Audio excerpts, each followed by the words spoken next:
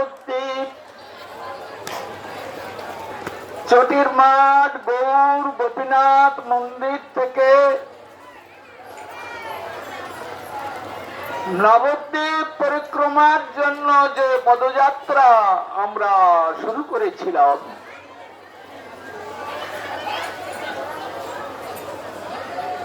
গতদিন আমরা আম্রকাননে ছিলাম।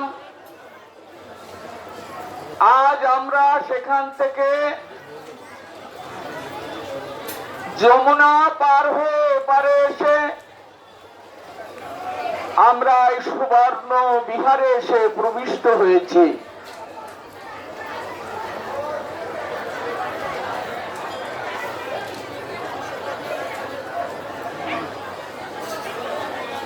ওখানে কথা হয়েছে,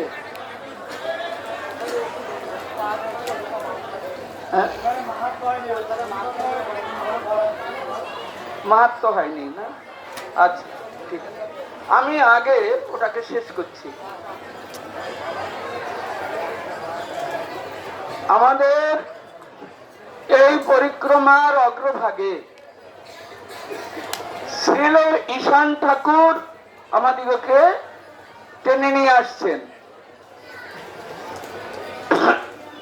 পেছনে আছেন শ্রীবাস আচার্য প্রভু, শ্রীল নরোত্তম ঠাকুর মহাশয়, শ্রীল রামচন্দ্র কবিরাজ।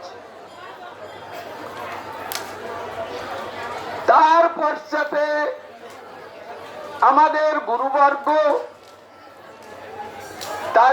তাদের চরণ কমল হৃদয় ধরে আমরা আজ হরিনাম সংকীর্তন করতে করতে একটা নদী পার হয়েছি। তো এই নদীটাকে এখনকার মানুষ বলে চুনি নদী। কেমন? এর নাম এখন চুনি নদী। মৃত প্রায় অবস্থায় আছেন। এর ইতিহাস আমি ওখানে বলতে পারিনি। তো এটা আমার কাছে যমুনা। কেন যমুনা বলছি সেটা একটু আপনারা শ্রবণ করুন।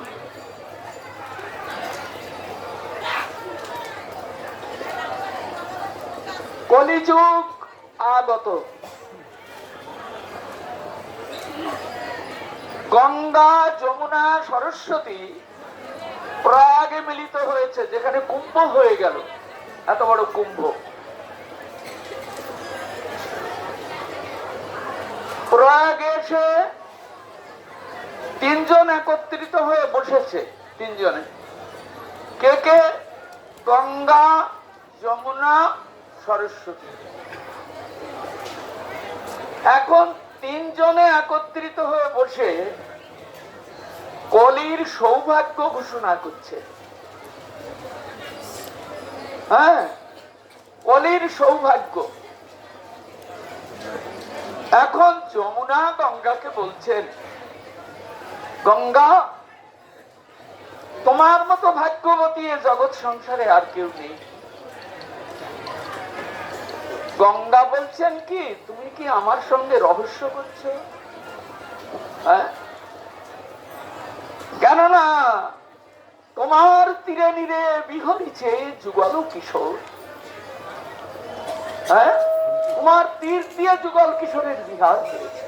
বৃন্দাবনে যমুনার তীরে যুগল কিশোরের বিহার।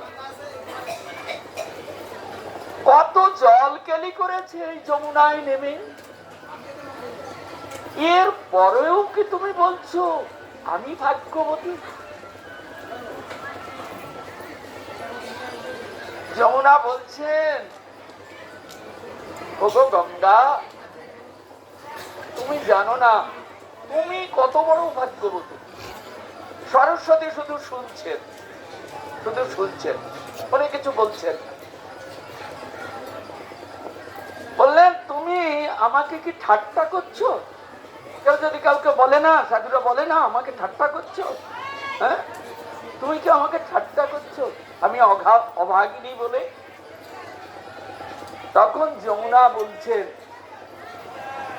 আমার তীরে নীরে যখন যুগল কিশোরের বিহার হয়েছে, তখন রাধারানী যমুনার তীরে এসে দাঁড়িয়ে থাকতো, কলসিটি কাঁখে করে নিয়ে ঘোমটাটি টেনে। এই যমুনার তীরে যখন এসে দাঁড়াতো, তখন এদিক ওদিক তাকাতো, এদিক ওদিক তাকাতো, তাকিয়ে ফিরে ফিরে দেখতো আমার প্রাণ বল্লভ কি কোনো ভাবেতে এই যমুনার তীরে আসবে, তার সঙ্গে আমার নেত্রীতে যদি একটু মিলন হতো, তবে আমার নয়নের জল নিবারিত হতো। কেননা আমি তো সুখে নেই, আমি তো বড় দুঃখেই আছি। আমার দুঃখের কথা আমি কাকে বলবো? কেননা বৃন্দাবনে রাধারানী যখন যাবতে থাকেন, তখন কৃষ্ণ নামটি পর্যন্ত উচ্চারণ করতে পারেন না। উচ্চারণ করলে বড়ই ভয়, নিন্দার ভয়, নিন্দা। হ্যাঁ, আমাদের যেমন মানলেও শিক্ষা হয় না, তেমনি যারা মহান, যারা উচ্চকোটি, তাদের একটু ছোট্ট নিন্দা বলেও সেটারা সইতে পারেন না। এখন রাধারানী যে কৃষ্ণের সঙ্গে যাবটি মিলন করবেন, এ তো কখনোই সম্ভব নয়। হ্যাঁ, এক রাত্রে কৃষ্ণ যাবটি মিলন করতে গেছিলেন, কথাটা বাড়াবো না, ছোট্ট করে বলছি।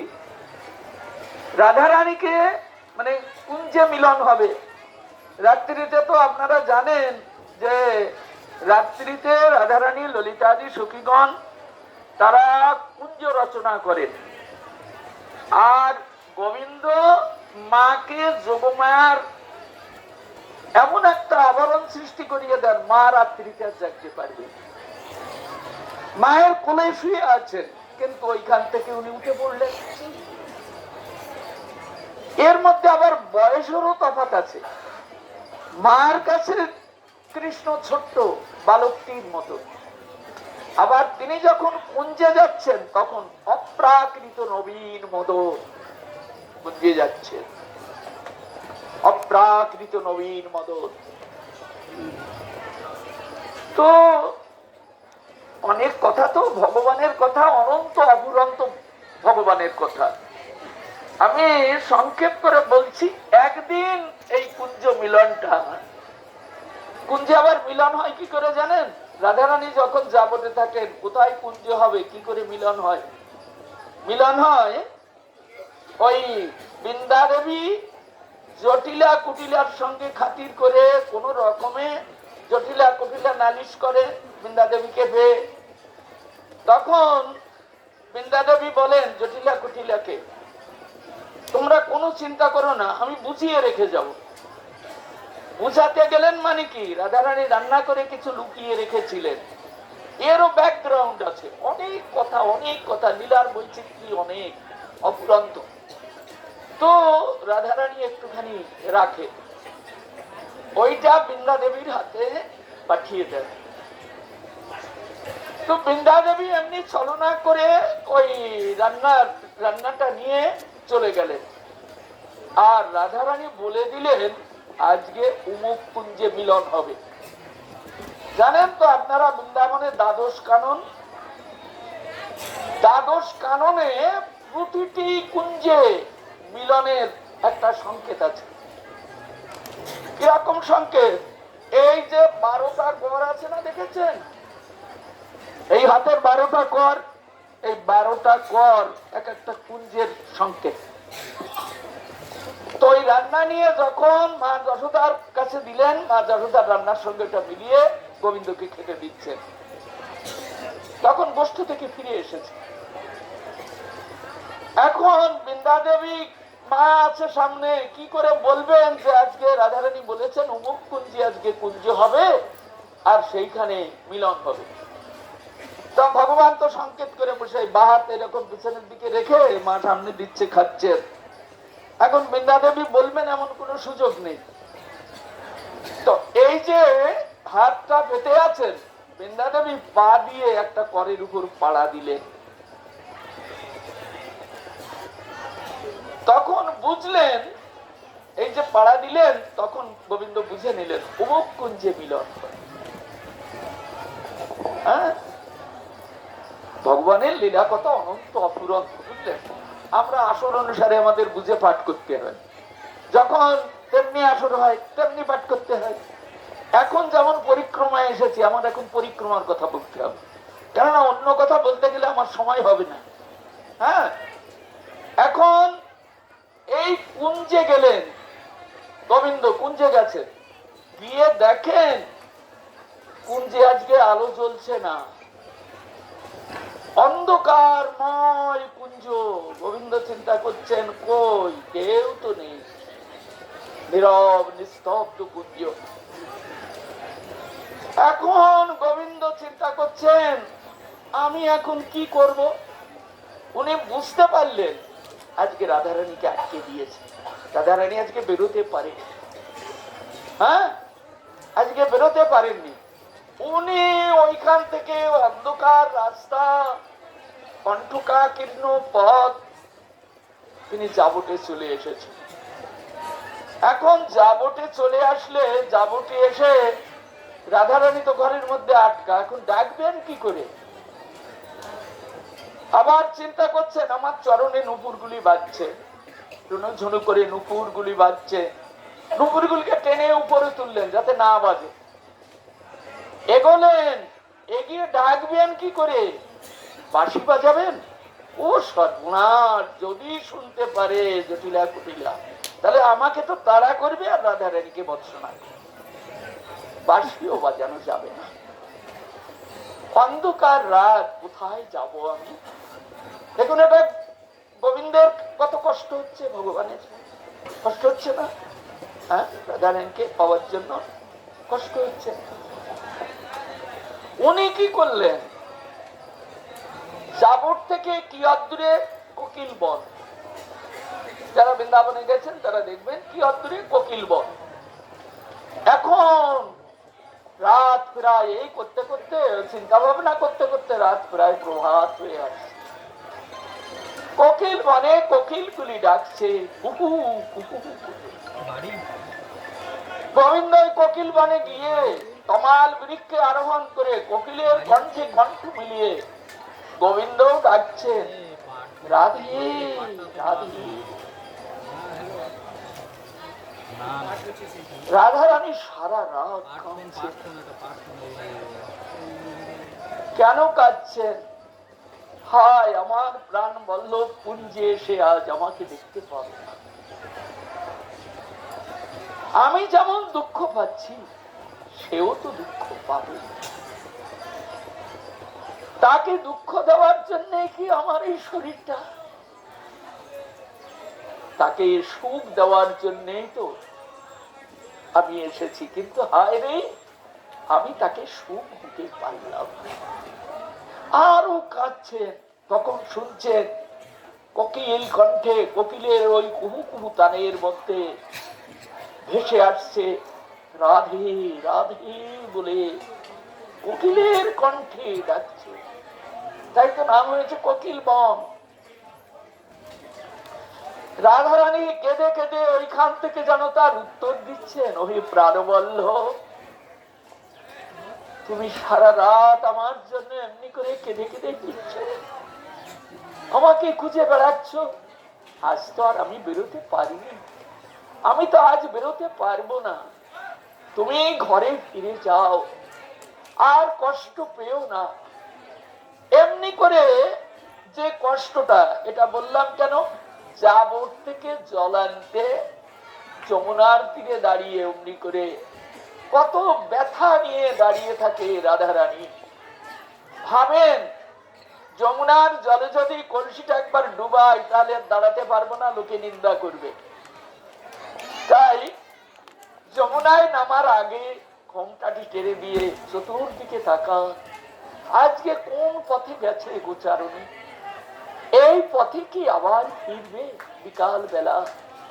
যদি একবার ফিরত যদি আমার নয়ন গোচর হতো, তবে আমার নয়নের সার্থকতা কি?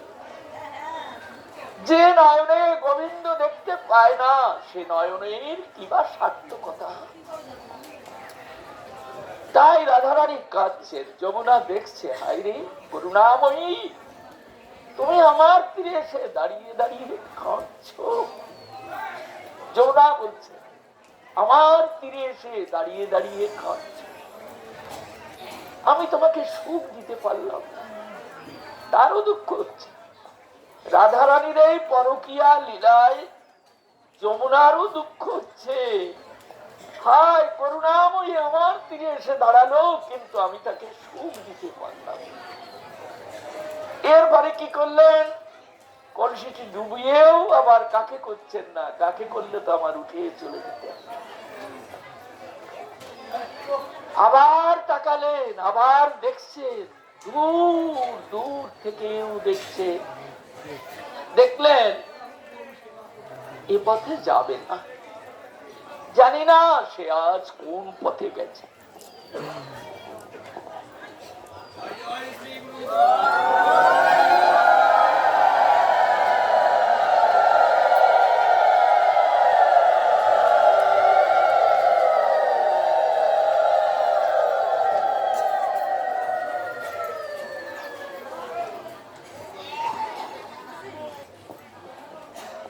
এইভাবে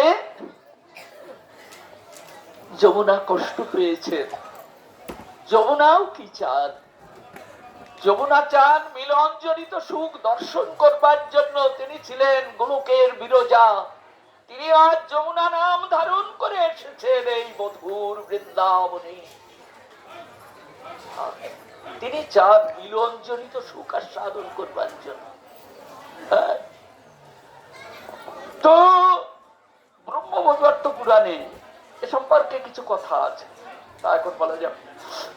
তো এই যমুনা যখন প্রয়াগে গিয়ে তিনজনে এক জায়গায় বসেছেন, গঙ্গা যমুনা সরস্বতী, তখন যমুনা গঙ্গাকে বলছেন, তোমার মতো ভাগ্যবতী আর কেউ নেই। তার তীরে নীরে বিহার করেছে, যমুনায় জল কেলি করেছে তিনি, আবার বলছেন তোমার মতো ভাগ্যবতী কেউ নেই। যমুনা তখন জিজ্ঞাসা করছেন, আচ্ছা তুমি তো আমাকে বারে বারে বলছো আমি ভাগ্যবতী, আমি কিসে ভাগ্যবতী হলাম বলো তো? তখন যমুনা বলছেন, শোনো, আমার তীরে তিনি তো শুধু দুঃখই পেয়েছেন। কি দুঃখ? মিলন জনিত দুঃখ। মিলন হলো না। রাধারানী ফিরে গেলেন, গোবিন্দও কখন এলেন তিনি রাধারানীর সঙ্গে দর্শন করতে পারলেন। হ্যাঁ, গোষ্ঠ থেকে এসে কখনো যমুনার তীরে দাঁড়িয়ে আছে, রাধে যদি এখন আসে যমুনায় জল দিতে, তাহলে তার সঙ্গে আমার একটু দেখা। আমি সব দেখেছি, সব দেখেছি, নীরবে হয়েছি, আমার কিছু করবার ছিল না। আজকে তোমার তীরে যুগল কিশোর বিহার করবে একত্রিত হয়ে। কেমন? সেই কৃষ্ণ সেই রাধা। আজ কৃষ্ণ অঙ্গ রাধাঙ্গ দিয়ে ঢেকে দুইজনে একাকার হয়ে গেছে।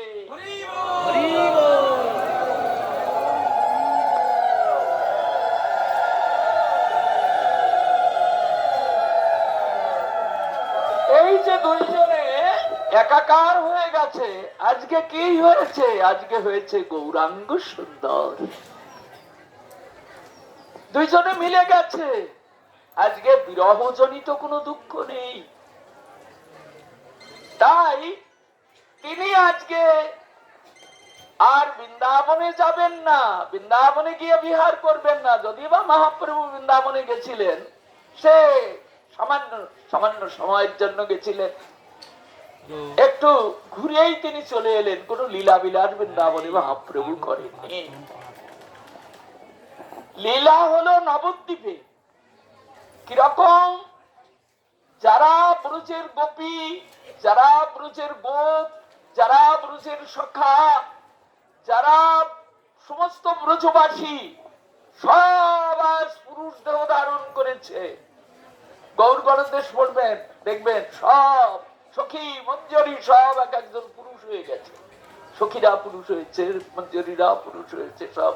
হ্যাঁ, যেমন রূপ গোস্বামী পাদ রূপ মঞ্জরি, সনাতন গোস্বামী পাদ লবঙ্গ মঞ্জরি, হ্যাঁ, রায় রামানন্দ বিশাখা সখী, স্বরূপ দামোদর ললিতা সখী, দেখতে পাচ্ছেন সব পুরুষ দেহ ধারণ করেছে। সব সব পুরুষ দেহ ধারণ করে আর রাধা কৃষ্ণ যুগল কিশোর গৌরাঙ্গ সুন্দর হয়ে আজ নদী আর পথে পথে হরিনাম সংকীর্তন করছেন। আর সবাই খোল করতাল মৃদঙ্গে একাকার হয়ে গিয়ে প্রেমানন্দে হরিনাম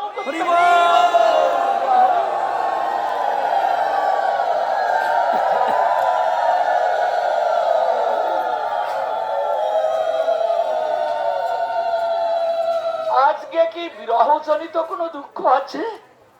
নেই নদিয়ায়। তাই যমুনা বলছেন, ওগো গঙ্গা, তুমি এমন মূরতি পেয়ে তুমি কৃতকৃতার্থ হয়ে যাবে। যুগল কিশোরের মনের বাঞ্ছা, এটাই তো রাধারানীর মনের বাঞ্ছা ছিল। রাসবিলাসে রাধারানী নৃত্য করেছেন। হ্যাঁ, গোবিন্দ বাম হাত দিয়ে রাধারানীর কণ্ঠকে আলিঙ্গন করেছেন, রাধারানী ডান হাত দিয়ে গোবিন্দের কণ্ঠকে আলিঙ্গন করেছেন। মদ্যমণি হয়ে নৃত্য করেছেন, এমন নৃত্য করেছেন যা দেখে মদন মোহিত হয়ে পড়ে গেছে, তার ছিঁড়ে গেছে। তাই তো নাম ধরেছে মদন মোহন। মদন মোহিত হয়ে গেছে। তো এই যে ভগবানের লীলা, এটা রাধারানীর মনের বাঞ্ছা ছিল যে আমি আর আলাদা হয়ে, আমি আর কষ্ট পেয়ে আমি আর বাঁচতে পারবো না। তাই রাসবিলাসে সবার মনোবাঞ্ছা পূর্ণ করবেন। আমিও রাসে গিয়ে আমি যা চাইবো আমারও মনের বাঞ্ছা পূর্ণ করবেন। কিন্তু কি চেয়েছিলেন রাধারানী? তোমার প্রতি অঙ্গ চাই, আমার প্রতি অঙ্গ অশান্তি, তোমার প্রতি অঙ্গের সঙ্গে আমার প্রতি অঙ্গের বিরোধ হয়ে যায়। কিন্তু ব্রজলীলায় সেটি সম্ভব নয়। সেটি করলে তিনি ধরা পড়ে যাবেন ব্রজলীলায়, তাহলে ব্রজলীলা হবে না। এই জন্য তিনি রাধারানীর কাছে ঋণী হয়ে গেছিলেন। সেই ঋণী যদি তিনি না হতেন, তাহলে আজ আমরা মহাপ্রভুকে পেতাম না। জানবেন, প্রতি যুগে কলিযুগে মহাপ্রভু আসেন, কিন্তু সেই মহাপ্রভু এই মহাপ্রভু নয়। প্রতি যুগে যে মহাপ্রভু আসেন তিনি হলেন যুগাবতার। তিনি বলরাম থেকে প্রকটিত হয়েছেন। বলরামের প্রথম বুহ বাসুদেব, বাসুদেব থেকে নারায়ণ, নারায়ণ থেকে রামচন্দ্র, যুগে যুগে পাল্টাচ্ছেন। রামচন্দ্র থেকে বসুদেব নন্দন শ্রীকৃষ্ণ, যিনি বসুদেব নন্দন শ্রীকৃষ্ণ তিনি আবার কলিতে গৌরাঙ্গ। একে বলা হয় যুগাবতার। এই যুগাবতার বলরামের প্রথম বুহ। হ্যাঁ, এটা যুগাবতার। তো স্বয়ং ভগবান যিনি, তিনি তো গোলকাধিপতি। তিনি 71 বার 4 যুগ যাবে, তবে এক মন্বন্তর হবে। 14 মন্বন্তরে তিনি একবার মাত্র নামেন জগত ভিতর। তাই তিনি নেমেছেন আজ 7ম মন্বন্তরে, অষ্টবিংশ চতুর্যুগের দাপরের শেষ ভাগে এই মধুর বৃন্দাবন। তিনি এই পর্যন্ত একবার নামা হয়ে গেল, কিন্তু রাধারানীর ঋণ যদি পরিশোধ করতেন তার আমরা চোখে দেখতে পারতাম না। তাকে সেই রাধারানীর ঋণ পরিশোধ করবার জন্য আজকে নদিয়ায় যে গৌরাঙ্গ এসেছে, ইনি যুগাবতার গৌরাঙ্গ নয়, ইনি স্বয়ং ভগবান। গোলক ধাম পরিত্যাগ করে এসেছেন স্বয়ং ভগবান। এই জন্য শ্রীরূপ গোস্বামী পাদ লিখেছেন, অনর্পিত চরিণ চিরাত করুণায় অবতীর্ণ কলৌ সমর্পয়তু উন্নত উজ্জ্বল রসাং স্বভক্তি শ্রিয়ম হরি পুরাট সুন্দর দুটি কদম্ব সন্দীপিত সদা হৃদয় কন্দরে স্ফুরতু বসুচি নন্দনা। দেখুন আজকে যে মহাপ্রভু এসেছেন, এই মহাপ্রভু যত যুগ গেছে, অনর্পিত চরিত্রা যত যুগ গেছে, যত কাল গেছে, কোনদিন এই মহাপ্রভু জগতের বুকে আসে। তাহলে এই মহাপ্রভু আজকে যে এসেছেন, হ্যাঁ, তিনি যত যুগ গেছে, যত কাল গেছে, যত প্রেমের ভান্ডার জগতের বুকে দিয়েছে, আজকে এই যুগে যে প্রেম দিয়েছে, এই প্রেম জগতের বুকে কোন ভগবান কোনদিন দিতে পারে। তাই আজ করুণা নিয়ে এসেছে। আজকে আমাদের মহাপ্রভু করুণা নিয়ে এসেছে, করুণায় অবতীর্ণ কলৌ। আমি আগেও বলেছি কথা, সমস্ত ভগবানের অবতার বৈকুণ্ঠ বিহারী, সব চতুর্ভুজ বৈকুণ্ঠ বিহারী। হ্যাঁ, তো স্বয়ং ভগবান হলেন একমাত্র দ্বিভুজ। দেখুন কৃষ্ণ যদি একজন হতেন, তাহলে এই যে লীলা ভগবানের, এই যে এই যুগে বৃন্দাবনে যে লীলা করেছেন, এই বৃন্দাবন লীলায় দুইজন কৃষ্ণ এসেছেন। একজন হলেন নন্দনন্দন ভগবান শ্রীকৃষ্ণ, একজন হলেন বসুদেব নন্দন শ্রীকৃষ্ণ। বসুদেব নন্দন শ্রীকৃষ্ণের পাশে থাকে 16,108 মহিষী, আর নন্দনন্দন শ্রীকৃষ্ণের পাশে থাকে করুণাময়ী রাধা রানী। উনি বসুদেব নন্দন শ্রীকৃষ্ণের পাশে কোনদিন যান। আমাদের আরাধ্যা এই করুণাময়ী রাধা রানী, ইনি আমাদের আরাধ্যা। হ্যাঁ, কারণ গুরুদেব বলেছে নাকি যে তুমি এই শ্রীকৃষ্ণকে সেবা করো। যারা সদ্গুরু তারা রাধা কৃষ্ণ যুগল কিশোরের ভজন তারা দিয়েছে। হ্যাঁ, বৃন্দাবন দাস ঠাকুর লিখছেন এই ভজন করলে কি হয়, অন্য ভজন করলে কি হয়। বললেন যুগল ভজয় যারা, প্রেমানন্দে ভাসে তারা, তাদের নাচুনি ত্রিভুবন। স্বর্গমাত্র পাতালে তারা নেচে বেড়াবে পরমানন্দে, যারা যুগল ভজন করে।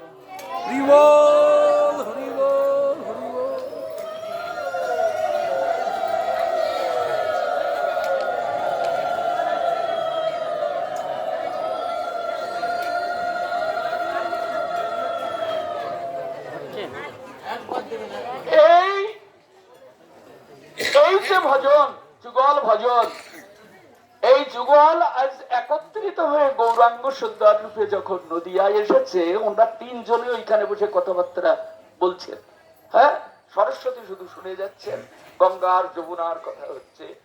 যখন যমুনা বুঝিয়ে দিলেন তোমার তীরে রাধারানীর মনোবাঞ্ছা পূর্ণকারী ভগবান শ্রীকৃষ্ণ আজ গৌরাঙ্গ সুন্দর রূপে এসে সমস্ত পরিকর নিয়ে এসে সে নিত্য গীত পরমানন্দে ভরিয়ে দেবে জগৎ। তাই আমি তোমার কাছে প্রার্থনা করি, হে গঙ্গা, আমাকে কি তুমি একটু আশ্রয় দেবে? হে গঙ্গা, তুমি কি আমাকে একটু আশ্রয় দেবে? গঙ্গা বলছেন তাই যদি হয়, এমন ভাগ্য যদি আমার হয়, তবে আমি তোমাকে কেন, আমি সবাইকে আশ্রয় দেব, সবাইকে।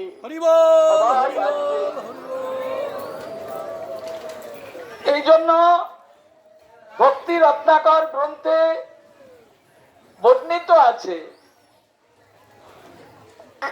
কৃষ্ণ নদিয়ায় আসিবেন জানিয়া, হ্যাঁ, সর্বতীর্থকে আনিলেন ডাকিয়া। সমস্ত তীর্থকে ডেকে আনলেন ব্রহ্মা গিয়ে গিয়ে।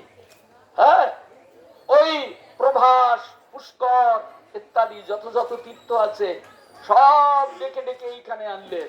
আরে এখানে থেকে কি করবে, এখানে তাকে পাবে না, চলো শিগগির নদিয়ায় যাই। এই জন্য ব্রহ্মা সমস্ত তীর্থকে ডেকে ডেকে এনে এই গঙ্গার সঙ্গে মিত্রতা করিয়ে তাদের মধ্যে অবস্থান করালেন। আর যমুনা, যমুনা তিনি জানি না কোন পথ দিয়ে এলেন, কোন পথ দিয়ে এলেন প্রয়াগ থেকে, তবে এতে দেখা যায় চৈতন্য চরিতামৃতে এবং চৈতন্য ভাগবতে দেখা যায় মহাপ্রভু যখন সন্ন্যাস নিয়ে চলে যান তখন 3 দিন রাজদেশে ঘুরেছিলেন। চৈতন্য চরিতামৃতের মধ্যলীলার সপ্তমে আছে 3 দিন, পঞ্চমে 3 দিন রাজদেশে ঘুরেছিলেন। 3 দিন রাজদেশে ঘোরার পর নিত্যানন্দ প্রভু ছলনা করে ওই গোপ বালকদের বলেছিলেন এক সাধু আসবে এখানে দেখবে, ওই সাধু দেখলেই তোমরা হরিবল হরিবল বলবে, আর সাধু তোমাদের কাছে জিজ্ঞাসা করবে বৃন্দাবন কত দূরে, তখন বলে দেবে এই তো যমুনা, বলে দেবে। মহাপ্রভু ওই ঘুরতে ঘুরতে পাক খেতে খেতে ওইখানে গেছেন, আর ওই বালকেরা হরিবল হরিবল হরিবল তখন মহাপ্রভু বলছেন এই গোপ বালকরা হরিবল হরিবল বলছে, আর এই যে নদী দেখতে পাচ্ছি, তাহলে কি আমি বৃন্দাবনে চলে এসেছি? মহাপ্রভু সন্ন্যাস করে কিন্তু বৃন্দাবনে যাচ্ছিলেন, নিত্যানন্দ প্রভু ফিরিয়েছিলেন। হ্যাঁ, নাইলে নিত্যানন্দ প্রভু সচিমাতাকে কথা দিয়েছিলেন আমি যদি তাকে ফেরাতে না পারি তাহলে আমি আর নদিয়ায় ফিরব না।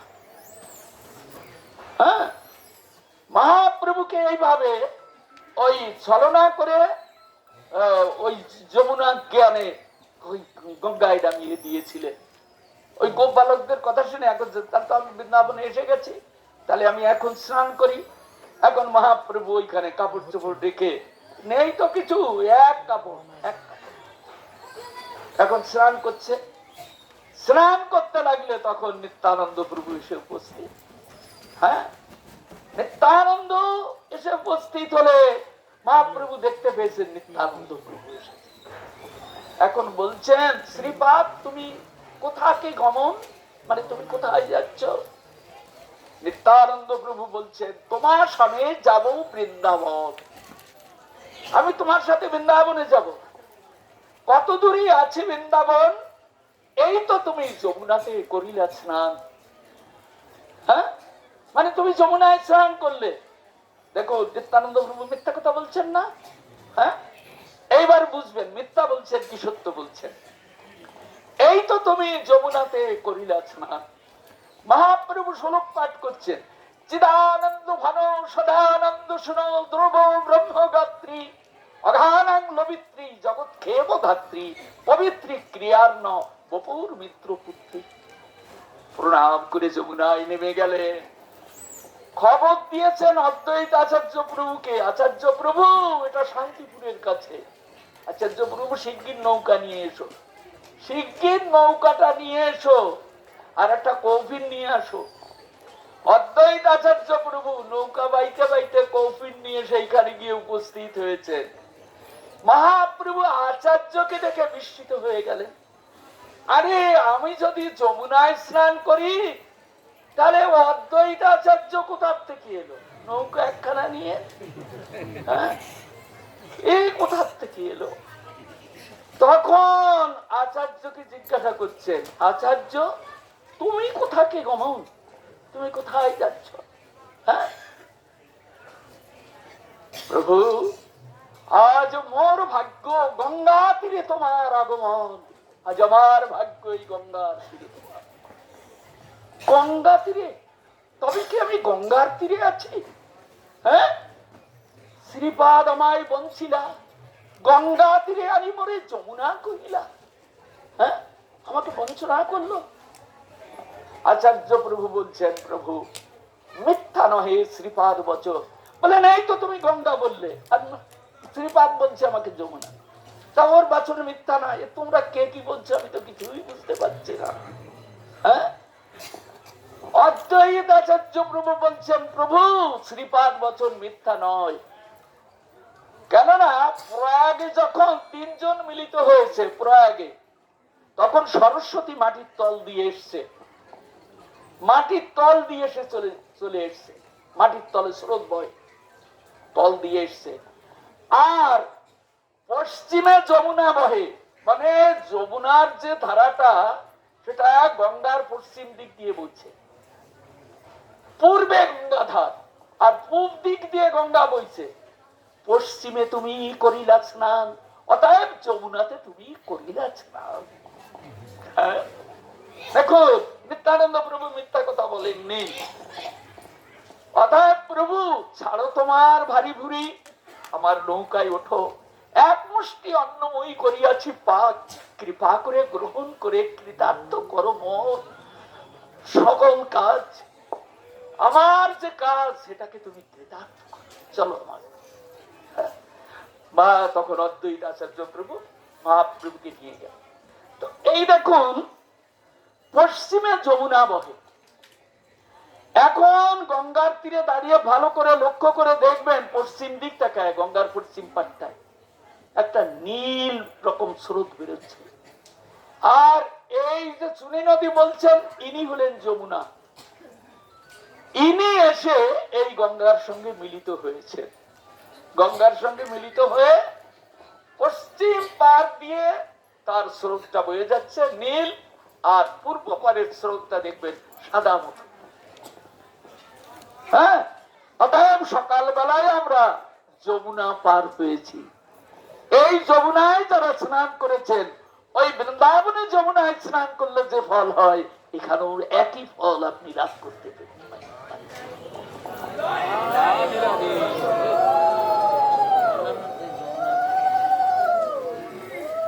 অতএব হয়ে গেল কথা, কেমন এইখানে বসে কথা হয়ে গেল। এইবার আমরা সুবর্ণ বিহারে এসেছি। হ্যাঁ, এই সুবর্ণ বিহারের কথা আমরা আস্বাদনে প্রবৃত্ত হলাম। ঈশান ঠাকুর আমাদের আগে আগে এসেছেন, নরোত্তম ঠাকুর মশাই, রামচন্দ্র কবিরাজ, শ্রীনিবাস আচার্য প্রভু তারা এসেছেন। ঈশান ঠাকুর বলছেন, ওহে শ্রীনিবাস, এই আমরা যে স্থানে এসেছি এটার নাম সুবর্ণ বিহার। সুবর্ণ বিহার কি প্রকারের নাম হলো শোনো তবে। পূর্বাপর সুবর্ণ বিহার হয় নাম। সুবর্ণ বিহার নাম যেরূপে হইল তা কিছু কহি, বিজ্ঞগণে যে কহিল। এই দেশে ছিল এক রাজা ভাগ্যবান, কৃষ্ণেতে অনন্য ভক্তি সর্বাংশে প্রধান। তাহলে এইখানে এক রাজা ছিলেন, এটা একটা রাজার আলয়। হ্যাঁ, তিনি মহাভাগ্যবান ছিলেন। মহাভাগ্যবান মানে কৃষ্ণেতে অনন্য ভক্তি। কৃষ্ণেতে যার অনন্য ভক্তি হয় তিনি হন ভাগ্যবান। কেননা আমার মতো সাধু কৃষ্ণ ভজে, কালীও ভজে, যে যা দেখে তাই ভজে, হ্যাঁ, তার পূজা করে ইত্যাদি, সব কিছুরই প্রসাদ খায়। প্রসাদে আবার দোষ কিসের? হ্যাঁ, প্রসাদে দোষ কিসের? বললেন প্রসাদ তো তুমি খাচ্ছ, কার প্রসাদ খাচ্ছ? অদীক্ষিত ব্যক্তির হস্ত মিশ্রিত জল কুকুরের মূত্র সদৃশ। একটু পচা কথাগুলো বলে নি। অদীক্ষিত ব্যক্তি যদি কোনো ভোগ লাগায় তার ওই ভোগের প্রসাদ বিষটা সদৃশ। হ্যাঁ, তা তুমি যে ব্রাহ্মণ দিয়ে পূজাটা করালে, ওই ব্রাহ্মণের গলায় তুলসীর মালা আছে কিনা, ললাটে তিলক আছে কিনা, হরিনামের ঝোলা আছে কিনা দেখেছো? হ্যাঁ, যদি না দেখে থাকো তো যা খাচ্ছ, তোমার বিষটা খেলে যে কাজ হয়, কুকুরের খাবার যা খেলে যে কাজ হয়, শুকরের খাবার, ওটা তোমাকে কৃতার্থ করবে একেবারে। হ্যাঁ, জল প্রসাদ সব খেয়ে তুমি কৃতার্থ হয়ে যাবে, আর ভগবানের নামও উচ্চারণ করতে পারবে, আর জিহ্বায় আসবে না ভগবানের নাম। এই জন্য যারা খাচ্ছে দেখুন তো, একটার এক মুখে হরিনাম উচ্চারণ করাতে পারে কি, চাইবে শুধু মতের মতো। হ্যাঁ, তো আপনারা দেখুন, হরিভক্তি বিলাসী হলো সব থেকে বৈষ্ণব জগতের অ্যাথেন্টিক গ্রন্থ। এটা যারা পড়ে না তারা বৈষ্ণব হওয়া খুবই কঠিন হয়, কেননা একটা না একটা ভেজাল ঢুকে যায়। অনন্য ভক্তি মানে কৃষ্ণ ছাড়া আর কোনো ভক্তি থাকবে না আমার জীবনে, এর নাম অনন্য ভক্তি। আমি কৃষ্ণের প্রসাদ পাবো। হ্যাঁ, কোন ব্রাহ্মণ যদি কৃষ্ণেরও পূজা করে সে প্রসাদও পাবে না। যদি তার ললাটে তিলক এবং তুলসীর মালা এবং হরিনাম আশ্রিত না হয়, শুধু মুখে হরিনাম করলে হবে না। মহাপ্রভু যিনি হরিনাম নিয়ে এসেছেন তিনি বলেছেন, আশ্রয় করিয়া ভজে তারে কৃষ্ণ নাহি ত্যাজি, আর সব মরে অকারণ। হরিনাম আশ্রয় করে ভজন করতে হবে, বুঝলেন? দেখুন, আমি বাঙালি, মহাপ্রভু বাঙালি, আমরা বাঙালি জাতি, মহাপ্রভুর ধর্ম আগে আমাদের পাওয়া, আগে সব থেকে আগে আমাদের পাওয়া। আমি কি পেলাম? যারা ইউরোপ থেকে এলেন, যারা ধরুন America, France, Japan, German, Brazil, কত দেশ, সেই দেশ থেকে যিনি এলেন আজকে মহাপ্রভুর ধর্ম প্রতিপালন করবার জন্য, দেখুন তো ইসকন একটু আগে বেরিয়ে গেছে, কার হরিনামের ঝোলা নেই? কার হরিনামের ঝোলা নেই? সবারই এক একটা হরিনামের ঝোলা আছে। কেননা তারা বুঝাতে পেরেছেন হরিনাম আশ্রয় করে না ভজন করলে, এমনি হরিনাম করলেও হরিনাম ফল দেবে না। আশ্রয় করিয়া ভজে তারে কৃষ্ণ নাহি ত্যাজে, আর সব মরে অকারণ। হ্যাঁ, বড় বড় নাম যজ্ঞ করেন, আমাদের ওখানে বড় নাম যজ্ঞ হয়, 10,000 লোক প্রসাদ পায়, বড় বড় কীর্তনিয়ার দল আছে, একদিনে 25,000, 30,000, 50,000 করে একটা দলে টাকা নেয়। হ্যাঁ, নেয়, খুব ভালো ভালো কীর্তন হয়েছে। হ্যাঁ, ভালো কীর্তন যে কেমন হয় এটা যদি কোনোদিন বোঝেন তো সেই দিন বুঝবেন। ভালো কীর্তন, ওর একটার গলা হয় তো তুলসীর মালা নেই, যা তুলসী মালা আছে তার বাড়ি যখন যাবে তখন ওই ঘরে কোন জায়গায় বাঁধায় রাখবে তার ঠিক নেই। আর এই কীর্তনের পয়সাটা নিয়ে বাজার থেকে মুরগি কিনে নিয়ে আসবে, কি বড় মাছ কিনে নিয়ে আসবে এই কীর্তনের পয়সায়, সে সে সুন্দর সুন্দর খাবে, 2 রাতে জোগাড় করে এসেছে না। হ্যাঁ, এগুলো খাবে। হরিভক্তি বিলাস কি বলছে জানেন? যারা তো পয়সা দিল, দাতা ভোক্তা উভয় নরকগামী যাবে। যে বুঝলেন সে বুঝলেন, আমার কথা আমি বলে যাব, নবদ্বীপে এসেছেন আমার কথা আমি বলে যাব, যে বুঝলেন সে বুঝলেন। আমিও নামযজ্ঞ করি। এই কয়েকদিন আগে আমি প্রভুপাদের শ্রী শ্রী 103 কোটি গোস্বামী পদের আবির্ভাব তিথিতে আমি 4 দিন আর বিনোদা পরের দিন উৎসবের টাকা দিয়েছেন। 4 দিন আমি ওইখানে 2 দিন 2 রাত 2 দিন নাম চালিয়েছি, পাঠ করেছি, অধিবাস করেছি, আমি মানে আমার লোকজন নিয়ে আমি সব করিয়েছি। আচ্ছা, যে দলগুলি এনেছি আমি বলেছি সাবধান, কেউ যদি মাছ খেয়ে এখানে খোলও বাজাতে আসো, আমাকে দেখেছো তো, আমি কিন্তু হাত কেটে ফেলে দেবো, আমি কাউকে মানবো না। আমি যদি শুনি যে তুমি মাছ খাও, আমি তোমার খোল বাজানো জনমের মতো শিখিয়ে দেবো। আমার ভয়ে আসি। তারা এসে কীর্তন করে গেছে, কীর্তন হয়েছে, সুন্দর কীর্তন, সুন্দর কীর্তন হয়েছে। হবে নাকি? খুঁজলে পাওয়া যায় না এমন জিনিস জগতে আছে? ভগবান সব জগতে খোঁজ করবেন, দেখবেন, পাবেন। আপনি নাম যজ্ঞ করছেন, ওই অমুক ঠাকুর মশাই পুজো পড়ায়া দিয়ে যাবে। ঠাকুর মশাই মহাপ্রভুর পূজার কি বোঝে? হ্যাঁ, মহাপ্রভু তো পূজাই নেই, মহাপ্রভুর আছে সেবা। হ্যাঁ, তাকে 16 উপচারে সেবা করতে হয়। 16টা উপচার: আসন, স্বাগত, পাদ্য, অর্ঘ্য, আচমানীয়, মধুপর্ক, পুনরাচমানীয়, স্নান, বসনোত্তরীয়, আবরণ, তুলসী ফুল, মাল্য, গন্ধ, ধূপ, দীপ, নৈবেদ্য আর মহাপ্রভুর আছে সেবা। তারপরে যদি আরো বলি, 1 লক্ষ নাম না করলে মহাপ্রভু তারাতে খায় না। ভেবে চিনতে যাবেন, ভেবে চিনতে যাবেন একটু। পরের পয়সা ধ্বংস করার জন্য আমাকে ডাকলো, আমি লাভ দিয়ে গিয়ে বললাম আমি সেবা করে দেব। তোমার নিজেরটা নিজ তুমি বোঝো আগে, তুমি কি যোগ্য হয়েছ? যদি যোগ্য হও তবে যাও। হ্যাঁ, তো এইগুলি আমাদের এই সনাতন ধর্মে। আমি তো সবসময় দেখুন সুযোগ পাবো না আপনাদের কাছে থাকার জন্য, তবে এটা পরিক্রমা, আপনারা এসেছেন বিভিন্ন দেশ থেকে, মানুন আর না মানুন, গানে তো গেল। মানুন না মানুন সেটা কোনো কথা নেই, মানে না কি কয়জনে মানে? এই তো এইখানে পাগলা বাবা বলছে ওসব খাবে না, ধরবে না, কাটবে না, এ করবে না, তা করবে না।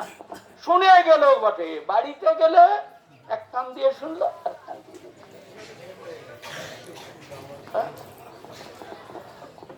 তো এ তো আপনার বিবেকের পরিচয়, আপনার বিবেক, আপনার বৈরাগ্য, এটি আপনার, এটা আর কারুর নয়। এখন অনন্য, এইখানে যে রাজা ছিল তিনি অনন্য ভক্তি পরায়ণ। এই অনন্য ভক্তির কথা বলতে গিয়ে এত কথা বললাম। অনন্য ভক্তি মানে অন্য ভক্তি নয়, শুধু একমাত্র কৃষ্ণ ভক্তি, তাকে অনন্য ভক্তি পরায়ণ বলা হয়। ভগবান নিজেও কি গীতায় বলেননি, সর্বধর্মান পরিত্যাজ্য মামেকং শরণং ব্রজ, অহং ত্বাং সর্বপাপেভ্যো মোক্ষয়িষ্যামি মা শুচঃ। ভগবান নিজে বলছেন, আরে আমাকে পূজা করলে আর কারোর পূজা করা লাগে না। হ্যাঁ, এই জন্য সমস্ত ধর্ম পরিত্যাগ করো, আমাকে যেখানে পূজা হবে সেখানে আর কারোর পূজার দরকার নেই। অর্থাৎ তোমার ওই দেহটা, তোমার ওই আত্মাটা যদি আমার পূজা করে, তোমার ওই আত্মাটা দিয়ে আর কারোর পূজা করতে হবে না। মাম একম, শুধু আমাকে একাকে পূজা করো।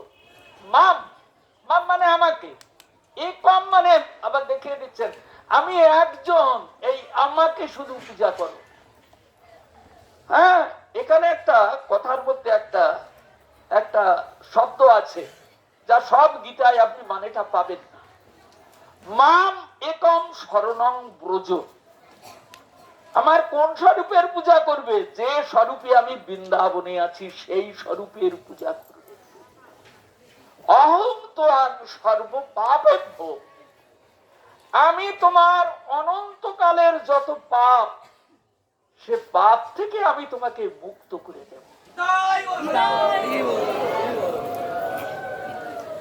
শুধু তোমাকে মুক্ত করে দিয়ে আমি তোমাকে এখানে ছেড়ে দিয়ে যাব?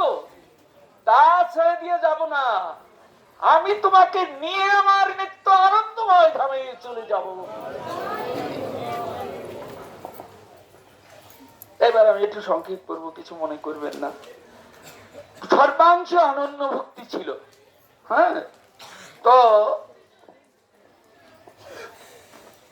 এমন সময় চিন্তা করতে লাগলো, তখন মহাপ্রভু জগতে আসেনি, কলিযুগের প্রথম অবস্থা। কলহ বিবাদে জগৎ ভরতে লাগলো, ঝগড়া ঝাঁটি গন্ডগোল, মিথ্যা ছল চাতুরি প্রবঞ্চনা ইত্যাদি। রাজা চিন্তা করতে লাগলেন এই সময় ঘোর দুর্দৈব, এখন আমি যে আমার যে ভগবানের যে অনন্য ভক্তি, এমন একটা লোক পাই না, কাকে বলবো মনের কথা। এখন আমিও তো ঠিক বুঝতে পারছি না, যদি কোন সাধু পেতাম তাহলে আমি জিজ্ঞাসা করতাম এই কলিযুগে কার আরাধনা করব। আমি জিজ্ঞাসা করতাম তার কাছে, যদি কোনো সাধু পেতাম। তা রাজা ওই সাধুর কথা চিন্তা করেন, সাধুর চিন্তা দেখবেন মনের মধ্যে যদি কোনোদিন ভালো চিন্তা আসে, ফলটাও আপনি পাবেন। হ্যাঁ, ভগবান অন্তর্যামী, ভক্তের অন্তরের কথা তিনি সবই জানেন। তাই ভগবান কি করলেন, এক সাধু তার দুয়ারে প্রেরণ করলেন। সাধু বাবা এলেন, তো ইনি রাজার শিষ্য, ইনি ঋষিপাদ নারদের শিষ্য বা শিষ্য। গ্রন্থ বলছেন ইনি ঋষিপাদ নারদের হয় শিষ্য হবেন, নাহলে শিষ্যের শিষ্য হবেন। তিনি এসে উপস্থিত হলেন। রাজা তাকে অতিশয় সম্মান করিয়া বসাইলা আসনে, ভূমিতে প্রণামিয়া। একবারে রাজা ভূমিতে প্রণাম করে তাকে একেবারে সসম্মানে আসনে বসালেন। প্রভু অবতার কত তাহারে জিজ্ঞাসে, দেহ সব জানাইলা সুমধুর ভাষে। প্রভুর অবতার কত জিজ্ঞাসা করলেন রাজা সেই সাধু বাবার কাছে, প্রভুর অবতার কত? তখন তিনি সুমধুর ভাষে অর্থাৎ সুন্দর করে প্রভুর অবতারের কথা বললেন। হ্যাঁ, অবতারের কথা, অবতারের কথা তো অনেক বড় কথা, তো সংক্ষেপে বলা যায় না। তবে স্বয়ং ভগবান আমাদের সনাতন ধর্মে একজন, আমি আর বেশি বাড়িয়ে কিছু বলবো না। চৈতন্য ভাগবতে বৃন্দাবন দাস ঠাকুর লিখেছেন সেই যে কৃষ্ণস্তু ভগবান স্বয়ং, স্বয়ং ভগবান হলেন কৃষ্ণ। স্বয়ং ভগবানের থেকে দ্বিতীয় অবতার প্রকটিত হয়েছে। সেখানে বাংলা পায়ার করে লিখেছেন কৃষ্ণের দ্বিতীয় বিগ্রহ বলরাম, ইহা বই আর কেউ নাই। তাহলে কৃষ্ণ থেকে আর একটা বিগ্রহ প্রকটিত হয়েছে, তার নাম বলরাম। বলরামকে ভগবান সৃষ্টির কার্যে প্রেরণ করলেন। গোলক থেকে 90 কোটি যোজন নিচে নেমে এসে তিনি কোনো হদিশ করতে না পেরে ভগবানের শরণাপন্ন হলেন। তখন ভগবান তার পায়ের তলায় জমিন পেলেন। ভগবানের স্মরণ হলে, ভগবানের চিন্তন হলে তখন কুল পাওয়া যায়। বলরাম তখন প্রভুকে জিজ্ঞাসা করলেন, প্রভু আমি একা একা কিছু করতে পারবো না, আমার কিছু সঙ্গী সাথী দিতে হবে। তখন চোখ বুঝিয়ে বলরাম ভগবানকে শরণাপন্ন হলে ভগবান কি করলেন, তার ভেতর থেকে 4টি বিগ্রহ প্রকট করে দিলেন। এই 4টি বিগ্রহ বলরামের চারপাশে দাঁড়ালো। এরা হলেন বাসুদেব, শঙ্কর্ষণ, প্রদ্যুম্ন, অনিরুদ্ধ। এই বাসুদেব থেকে যুগাবতার সৃষ্টি হয়েছে। এই বাসুদেব সত্য যুগে নারায়ণ, ত্রেতা যুগে রামচন্দ্র, তারপরে কৃষ্ণ, কলিতে গৌরাঙ্গ। শঙ্কর্ষণ থেকে বহু অবতার প্রকটিত হয়েছে। শঙ্কর্ষণ থেকে কারণার্ণবসায়ী বিষ্ণু, গর্বোৎসায়ী বিষ্ণু, ক্ষীরোৎসায়ী বিষ্ণু, অনন্তদেব, বাবা ভোলানাথ। হ্যাঁ, গর্বোৎসায়ী বিষ্ণুর নাভি কমল থেকে পদ্মের উপর ব্রহ্মা সৃষ্টি হয়েছেন। হ্যাঁ, প্রদ্যুম্ন থেকে নৃসিংহ অবতার প্রকটিত হয়েছেন, বামন অবতার প্রকটিত হয়েছেন। অনিরুদ্ধ থেকে ওই মৎস্য অবতার, কুর্ম অবতার, হ্যাঁ, মৎস্য, কুর্ম, বরাহ ইত্যাদি অবতার প্রকটিত হয়েছেন। আরো বহু বহু অবতার আছে। নারায়ণ অবতার 16 প্রকার হয়। হাতে শঙ্খ চক্র গদা পদ্ম, এটা পাল্টিয়ে পাল্টিয়ে 16 অবতার নারায়ণ হয়। বিষ্ণু অসংখ্য অবতার হয়, ইত্যাদি ইত্যাদি আমাদের পুরাণে বর্ণিত আছে। কেমন এই অবতার তত্ত্বগুলি তখন রাজাকে বুঝিয়ে বললেন। এই অবতারগুলির মধ্যে সব থেকে শ্রেষ্ঠ অবতারকে, শ্রেষ্ঠ অবতার অবতারও সার গোরা অবতার, কেন না চিনিলি তারে। ভগবানের যত অবতার তার মধ্যে সার অবতার হলো গোরা অবতার। সেই অবতারে আমি মনুষ্য দেহে জন্মগ্রহণ করেছি। এখনো কি আমার বুদ্ধির পরিবর্তন হবে না? হ্যাঁ, এই গুরাচাঁদের চরণ কমল কি আমার জীবনের অবলম্বন হবে না? হ্যাঁ, এই অবতারই হলো সার অবতার। তখন ইনি বলছেন রাজারে, রাজা তখন কাঁদছে অবতারের কথা শুনে। আমি ভাবছিলাম আমি একটা মন্দির করব, একটা ভগবানের বিগ্রহ প্রতিষ্ঠা করব, কিন্তু কাকে বসাবো আমি চিন্তা করতে পারিনি। তাই আপনি এসে আমার মনের মালিন্য দূর করে দিলেন, আমি ধন্য পেয়ে গেলাম। হ্যাঁ, রাজারে প্রসন্ন হইয়া সেই মহাশয় পুনঃ রাজার প্রতি সুমধুর বাক্যে কয়। সুমধুর বাক্যে রাজাকে আবার বলছেন, কলিতে হইয়া পীতবর্ণ অবতার নবদ্বীপে করিবেন অদ্ভুত বিহার। কলিযুগে পীতবর্ণ অবতার, হ্যাঁ, তিনি কলিতে অদ্ভুত বিহার করবেন। ব্রহ্মাদির পরম দুর্লভ সংকীর্তন, এই হরিনাম সংকীর্তন ব্রহ্মাদিরও দুর্লভ। ব্রহ্মা ব্রহ্মলোকে বসে বেদ, বেদান্ত, উপনিষদ, স্মৃতি, শ্রুতি, হ্যাঁ, ইত্যাদি পাঠ করেন। ব্রহ্মলোকে বসে হরিনাম পাননি। হ্যাঁ, এই মহাশয় বলছেন, এই জন্য বলছেন এই হরিনামে যাদের বিশ্বাস হয়, এই হরিনাম যারা জীবনের চিরসাথী করে নিতে পারেন, সব ছেড়ে কেটে দিয়ে, দুর্লভ তাদের জীবন, দুর্লভ দুর্লভ জীবন। ব্রহ্মাধীর পরম দুর্লভ সংকীর্তন, সংকীর্তনে মত্ত হইয়া মাতাবে ভুবন। তিনি সংকীর্তনে মত্ত হয়ে জগৎ মাতিয়ে দিয়ে যাবেন মহারাজ, জগৎ মাতিয়ে দিয়ে যাবেন। জৈছে মহারাশি নিত্য করিল বৃন্দাবনে, তৈছে নিত্য সুখ দিব প্রিয় ভক্তগণে। মহারাশি যেমন নৃত্য করে সমস্ত গোপীগণকে সুখ সুখে মণ্ডিত করেছিলেন, আজ এই মহারাসের সেই নৃত্য যেমন নৃত্য গীত, ঠিক তেমনি নৃত্য গীত হবে নবদ্বীপের পথে পথে। মহাপ্রভুর পূর্ব পূর্ব লীলার যত সাথী সব নিয়ে আসবে সঙ্গে করে, দাদা একসঙ্গে একত্রিত হয়ে এই নদীয়ার পথে পথে হরিনাম সংকীর্তন করে সেই রাজ বিলাস করে যাবে।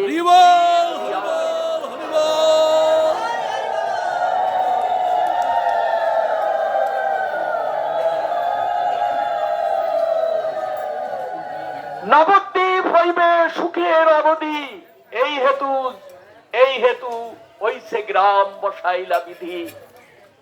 এই নবদ্বীপ সুখে ভরে উঠবে, এই জন্য বিধি মানে ব্রহ্মা।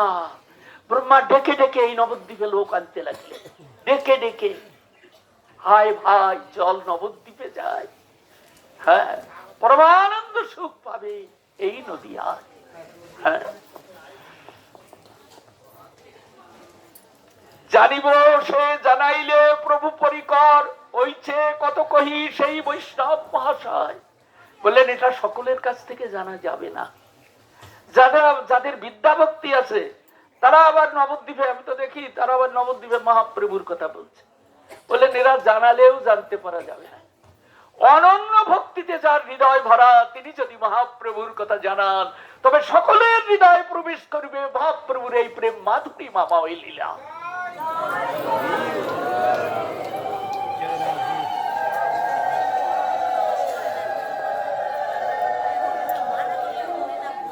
দেখতে দেখতে দেখতে দেখতে উঠে চলে গেলেন এবং অদৃশ্য হয়ে গেলেন। রাজা চমকে উঠলেন, কে এসেছিল? ইনি কে এসেছিল আমাকে জানাতে? আজ আমার পরম সৌভাগ্য। ওই মাটিতে পড়ে রাজা গড়াগড়ি করতে লাগলেন, হ্যাঁ আমাকে জানিয়ে দিয়ে গেল। এতদিন আমি অন্ধকারে ছিলাম, আমি বুঝতে পারছিলাম না কলিজীবের জন্য সার বস্তু কি, আমাকে তিনি জানিয়ে দিয়ে গেলেন।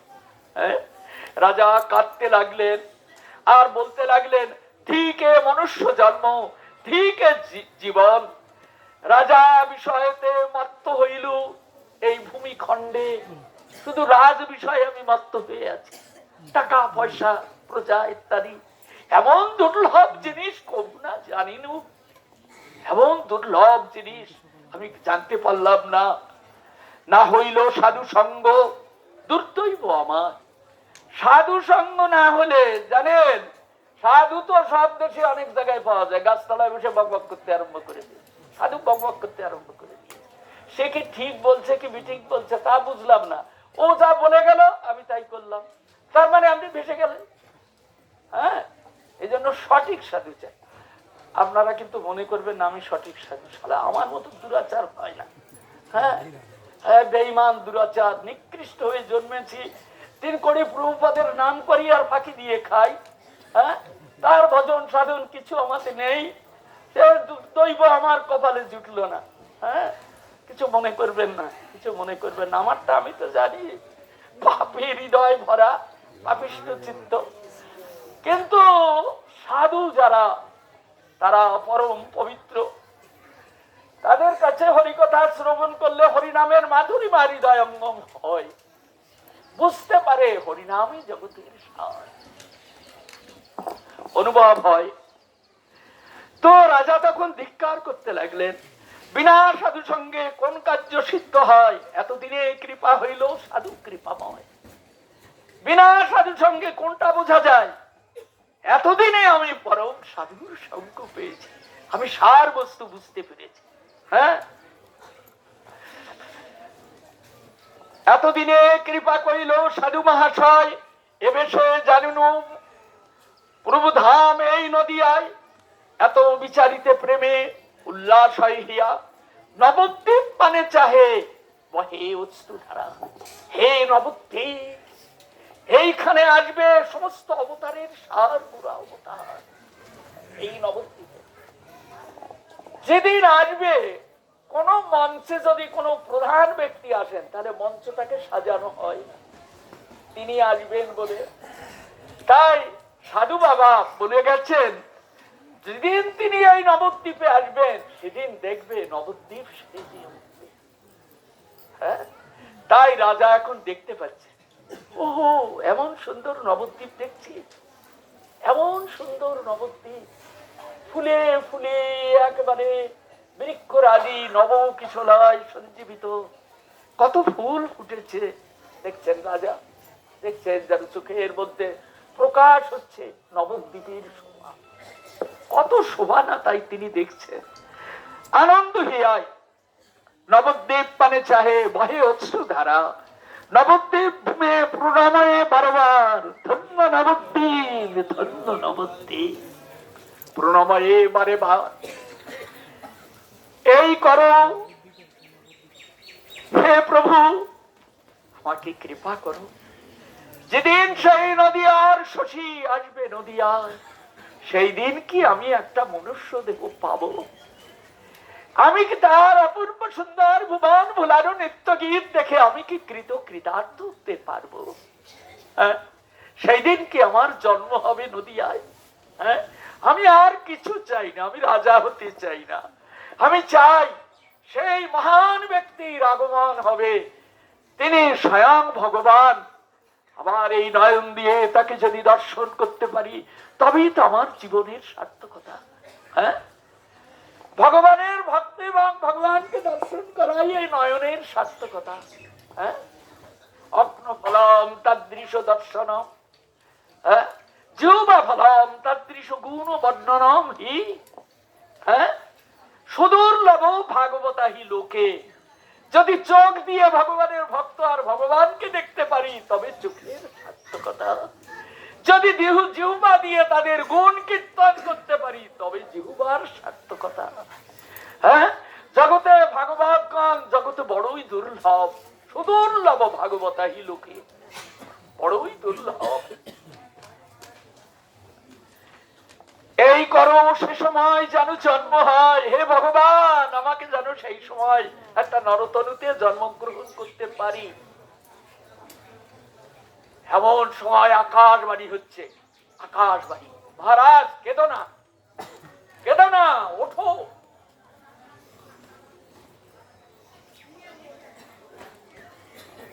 প্রকট অপ্রকটে প্রভুর অদ্ভুত বিহার, প্রকটে প্রভু সবে করে দর্শন, অপ্রকটে দেখে মাত্র ভাগ্যবান জন। কেহ কহে এই কলি ধন্য করিবারে, হইব প্রকট জগন্নাথ মিশ্রের ঘরে। এমনি করে রাজা মানে সব জেনে সব কিছু চিন্তা করে তিনি রাত্রিতে ঘুমিয়েছেন। রাত্রিতে গাঢ় নিদ্রায় যখন ঘুমিয়ে পড়েছেন তখন রাজা দেখছে চতুর্দিকে সহস্র সহস্র ভক্তগণ, হাজার হাজার ভক্ত চারিদিক ঘিরে দাঁড়িয়ে। রাজা স্বপ্ন দেখছে, হ্যাঁ, চারিদিক ঘিরে দাঁড়িয়েছে। হ্যাঁ, বায় নানা বাদ্য, গানে মোহয় ভুবন, সেসবার মধ্যে নাচে নদিয়ার শশী। চারিদিকে ভক্তগণ ঘিরে দাঁড়িয়ে বিভিন্ন রকম বাদ্য বাজাচ্ছে, আর তার মাঝে এক অপূর্ব সুন্দর গৌর মূরতি নৃত্য।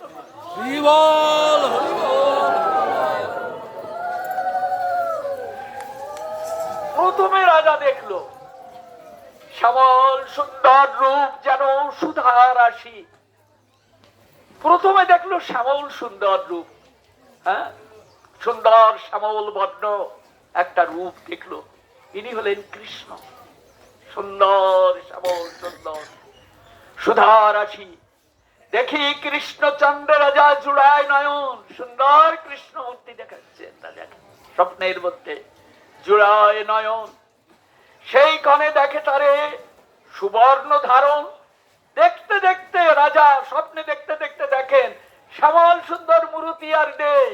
সেই শ্যামল সুন্দর মূরতিকে কি যেন একটা প্রলেপ এনে ঢেকে দিয়ে তার অঙ্গকান্তিকে পীত বর্ণ করে দিয়ে ওই সাধু বাবা যে বিগ্রহের কথা বর্ণনা করে আমাকে শুনিয়েছেন, সেই বিগ্রহ দাঁড়িয়ে নৃত্য করছে সমস্ত কীর্তনের মাঝে। শ্যামল সুন্দর রূপ দেখে সুধা রাশি, দেখি কৃষ্ণচন্দ্রে রাজা জুড়ায় নয়ন। সেইখানে দেখে তার সুবর্ণ সুবর্ণ বরণ। সুবর্ণ বিগ্রহকে বিহরে সংকীর্তনে ওইছে বিচারিতে নিদ্রা ভাঙ্গিল রাজার। স্থির হইয়া প্রশংসে সৌভাগ্য আপনার। সুবর্ণ বিগ্রহের বিহার এখানে কইল দর্শন। এইখানে সুবর্ণ বিগ্রহের বিহার রাজা দর্শন করলেন। এই জন্য ঈশান ঠাকুর বলছেন, শ্রীনিবাস এইখানে এত কাণ্ড হয়ে গেছে, এই জন্য এই স্থানটির নাম অদ্যাপিও লোকে বলে সুবর্ণ বিহার। এই সুবর্ণ বিহারের কথা যারা করেন শ্রবণ, অনায়াসে চৈতন্য ভক্তি লক্ষ্য হয় তাহার প্রেমধন। এই পর্যন্ত আস্বাদন দেখে আজকে আমরা এই সুবর্ণ বিহার থেকে আমরা চলে যাব। শুনুন, হরহরি তলায় চলে যাব। হ্যাঁ, ওই হরহরি তলায় গিয়ে আপনারা বাল্য প্রসাদ পেয়ে নেবেন। পাওয়ার পরে ঘন্টাখানেক পরে ওই হরহরি তলায়, অর্থাৎ এটা গোদ্রুম দ্বীপ, ওই গোদ্রুম দ্বীপের আখ্যান আমরা আস্বাদন করব। হ্যাঁ, ওই হরহরি তলায় হরহরির সামনে ওইখানে যেখানে ছায়া পাওয়া যায় সেইখানে আমরা বসে আমরা আস্বাদন করব। কেন বলছি শুনুন, রাত্রবেলায় এখানে ওখানে কে কোথায় থাকে আসা খুব কষ্ট হবে, খুব। গতবার ৫,০০০ লোক ছিল, ৫,০০০, গতবার ৫,০০০ ৬,০০০ লোক ছিল। আমি রাত্রিতে যখন পাঠ করি ৫০০ লোকও আমি পাইনি। তাতে আমি বুঝলাম রাত্রিতে আর পাঠ করা যাবে না এখানে। আপনারা বাল্য পাওয়ার পরে আপনারা ছায়ায় বসে আপনারা এই সীমান্ত দ্বীপের আখ্যান, গোদ্রুম দ্বীপের আখ্যান আপনারা শ্রবণ করবেন। জয় জয় নিতাই গৌর প্রেমানন্দ হরি ধ্বনি বলো হরি বল।